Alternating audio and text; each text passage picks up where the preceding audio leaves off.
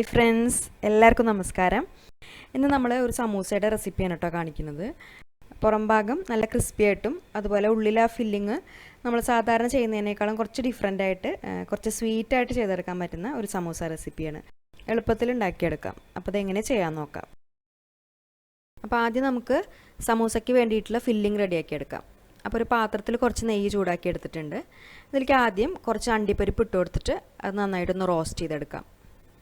അപ്പോൾ ഈ അണ്ടിപ്പരിപ്പിൻ്റെ കൂട്ടത്തിൽ നിങ്ങൾക്ക് വേണമെങ്കിൽ ഉണക്കമുന്തിരിയും ചേർത്ത് കൊടുക്കാം. ഇപ്പോൾ അണ്ടിപ്പരിപ്പ് നന്നായിട്ട് റോസ്റ്റായി വന്നിട്ടുണ്ട്. ഇനി ഇതിലേക്ക് നമുക്ക് മീഡിയം വലുപ്പത്തിലുള്ള 2 നേന്ത്രപ്പഴം ഇതുപോലെ ചെറുതായിട്ട് കട്ട് ചെയ്തെടുത്തിട്ടുണ്ട്. അത് ചേർത്ത് കൊടുക്കാം. ഇതിപ്പോൾ അത്യാവശ്യം നന്നായിട്ട് പഴുത്ത പഴം തന്നെയാണ് കേട്ടോ ചേർത്തിരിക്കുന്നത്. എന്നിട്ട് ഈ പഴം മീഡിയം ഫ്ലെയിമിൽ വെച്ചിട്ട് നന്നായിട്ടൊന്ന് വഴറ്റിയെടുക്കാം. ഇപ്പോൾ പഴം നമ്മൾ ഇതുപോലെ നന്നായിട്ട് വഴറ്റിയെടുത്തിട്ടുണ്ട്. ഇനി ഇതിലേക്ക് ഒരു 1/2 കപ്പ് നാളികേരം ചിരകിയത് ചേർക്കാം. പിന്നെ അതിൻ്റെ കൂടെ തന്നെ ഇതിലേക്ക് മധുരത്തിന് ആവശ്യമായിട്ടുള്ള പഞ്ചസാരയും ചേർക്കാം.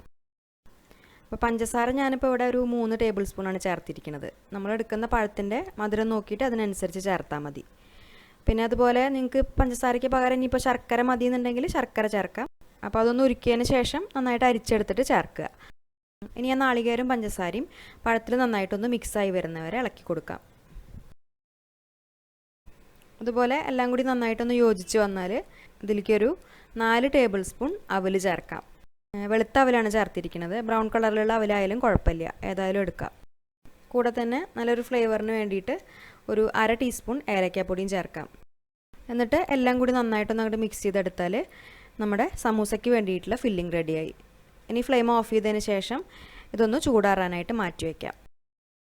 ഇനി ഈ സമൂസ ഫോൾഡ് ചെയ്തെടുക്കാൻ വേണ്ടിയിട്ട് നമ്മൾ സമൂസ ഷീറ്റ് അല്ല എടുത്തിരിക്കുന്നത്. അതുപോലെ കുറച്ച് ബ്രെഡ് സ്ലൈസസ് ആണ്. ബ്രെഡ് വെച്ചിട്ടുള്ളൊരു സമൂസയാണ് നമ്മൾ ചെയ്യണത്.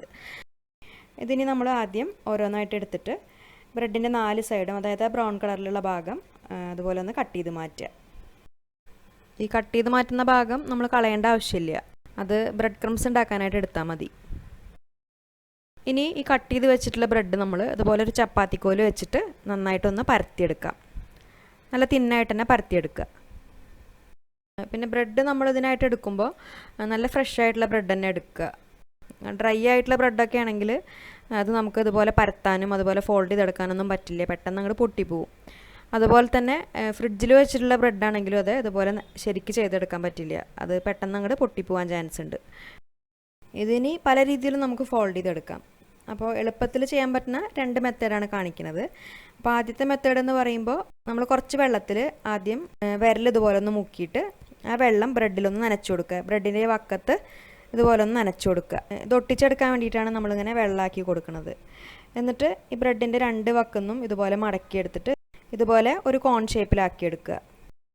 എന്നിട്ട് ആ 2 അറ്റും കൂടി ചേരുന്ന ഭാഗം അത് ഇതുപോലെ നനച്ചിട്ട് നന്നായിട്ടൊന്ന് ഒട്ടിച്ച് വയ്ക്കുക, ഈ ഒരു രീതിയിൽ.